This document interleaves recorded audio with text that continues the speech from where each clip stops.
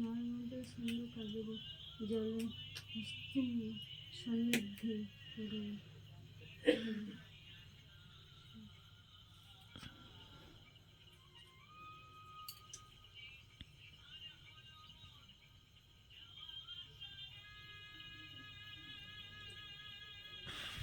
নমো নমো পৃথিত ধৃতা লোকদেব দেবতং বিষ্ণুয় ধৃতা তঞ্চধারয় নং মৃত্যু পবিত্রম কুরু চ স্নান।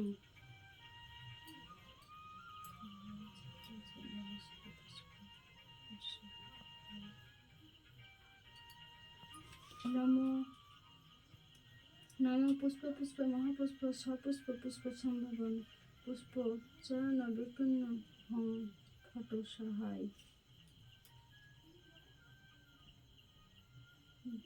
আবার দুটি হাতে ঘরটি ধরে নমো নমো সর্বতি ধরং বরং বর দেবী সোম সুত ইম ঘটং সমারোহ তিষ্ঠ দেবী গৌণ সহ।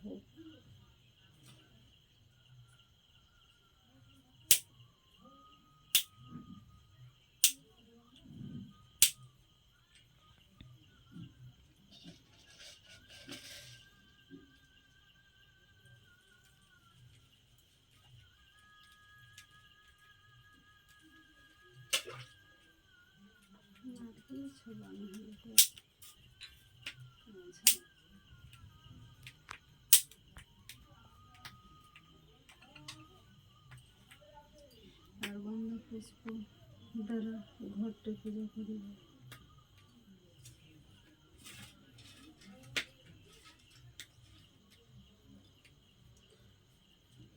এতে গন্ধ পুষ্পে নম গণসাই নম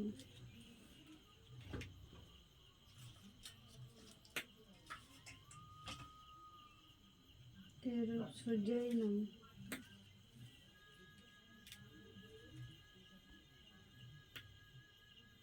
নম বিষ্ণু নারায়ণায় নম নম শ্রী শিবায় নম নম দেববায় নম নম আদিত্যদি নবগ্রহেভ্যো নমো নমো মৎস্যাদি দশাবতারাভ্যৈ নমঃ।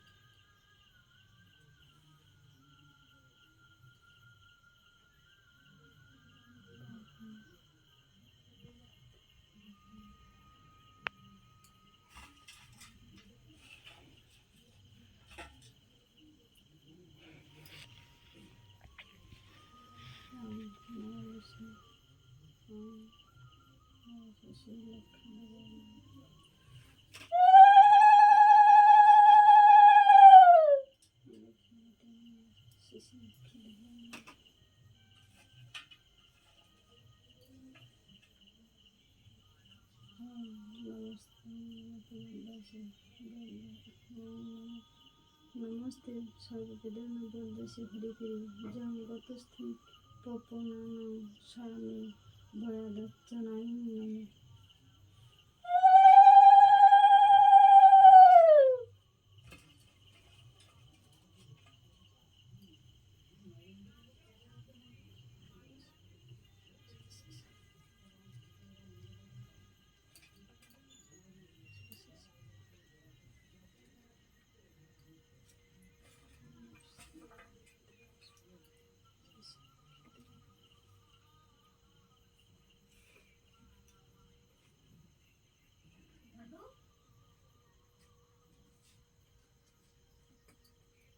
ভাইকে বল কারণে বকরি ঢুকাইতে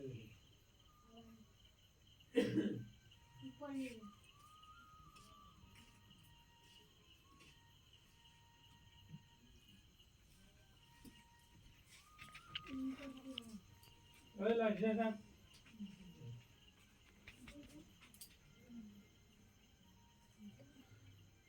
বিশ্বরূপে শোভাসাজ্যে পদ্মা পদ্মলয়ে শোভে সর্বত্র পাহিনী মা দেবী ঘুরে নাই মহালক্ষ্মী নমঃ স্তুতে। ঘুরে যাবে।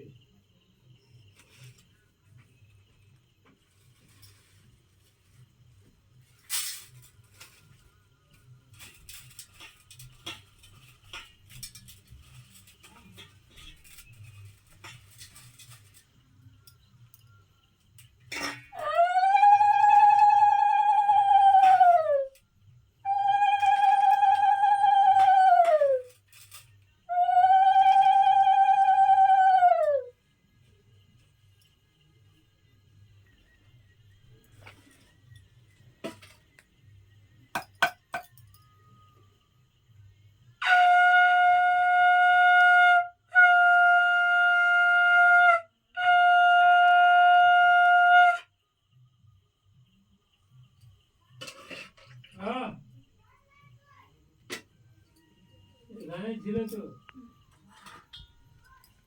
এখানে নিচে।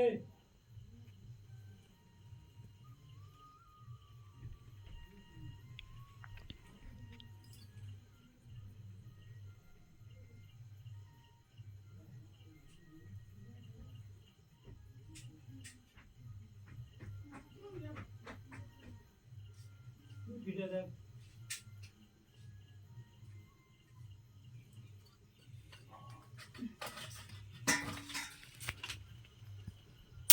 খালি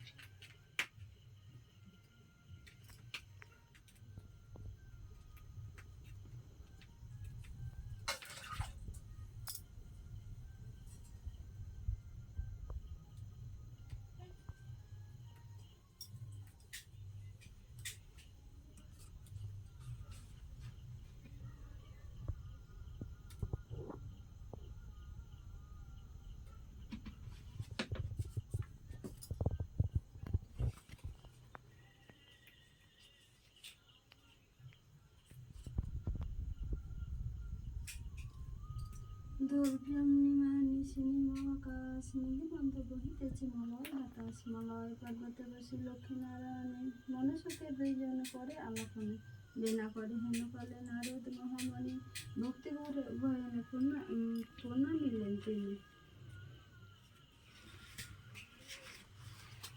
করজলে লক্ষ্মীরে সম্বোধিত ঋষিবর এ কথা কহি মাগো তোমার এই গোচর নারলোকে পানি মাগো চাহ একবার ভক্তবাসী অন্যভাবে করে হাহাকার অন্য মাগো বলো মাগো কৃপা করি কৃপা পেয়ে ফলে মর্তবাসী নর নারী সদা দুঃখ সদা জ্বলে শুনিয়া লক্ষ্মী নারদের বলে তখন ধরাবাসী পায় দুঃখ পায় পাপেরই কারণ লক্ষ্মী রূপে নারী সে যায় পাঠানো মর্তে আমারে ভুলাইছে তারা পড়ি আছে মুহূর্তে লজ্জাদি গুণজাত রমণের আছে ক্ষণিকের লাগে তারা বর্জন করেছে স্বামীর না মানে তারা না শুনে বচন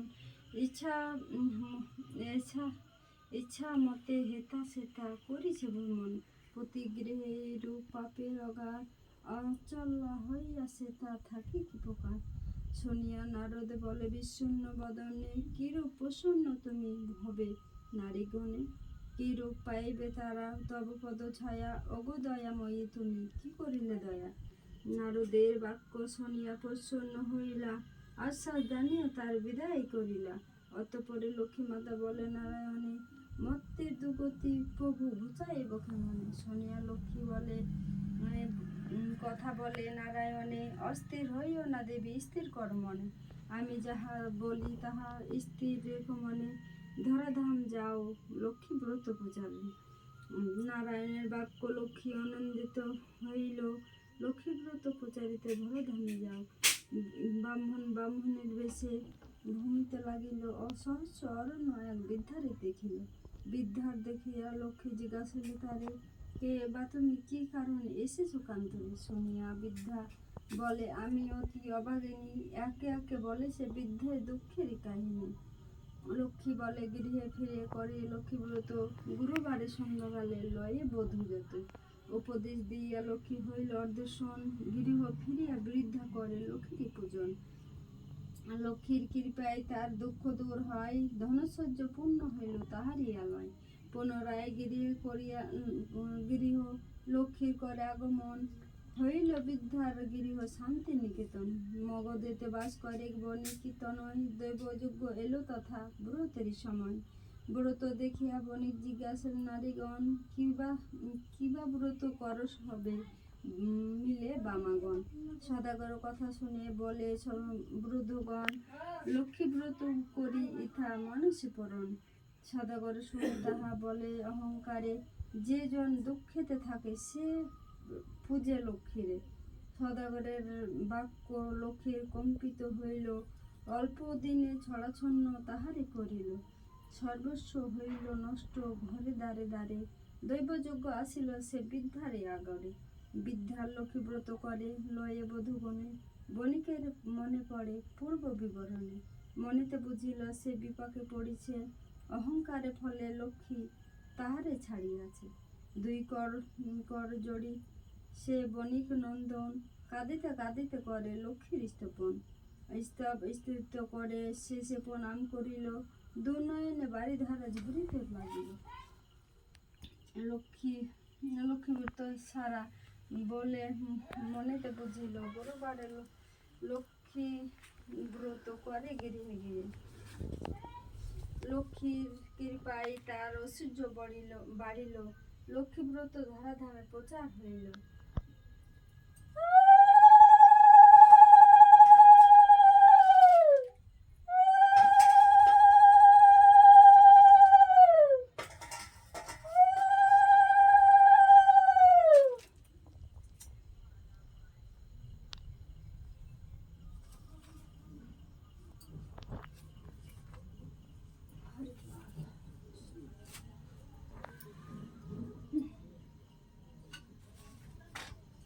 कहाँ गला नीतीश रे डाक